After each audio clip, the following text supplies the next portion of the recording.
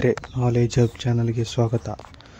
ಗುರು ನಾನಕ್ 1469 1539. ಗುರು ನಾನಕ್ ಸಿಖ್ ಧರ್ಮದ ಸ್ಥಾಪಕ. ಇವರು ಕಬೀರರ ಬೋಧನೆಯನ್ನು ಪ್ರಭಾವಿತರಾಗಿದ್ದರು. ಇವರು ಮಾನವನ ಭ್ರಾತೃತ್ವವನ್ನು ಬೋಧಿಸಿದರು. ಇವರು ಮೂರ್ತಿ ಪೂಜೆ, ಜಾತಿ ಪದ್ಧತಿ, ಸತಿ ಪದ್ಧತಿ ಮತ್ತು ಇತರೆ ಸಾಮಾಜಿಕ ಅನಿಷ್ಟಗಳನ್ನು ವಿರೋಧಿಸುತ್ತಿದ್ದರು.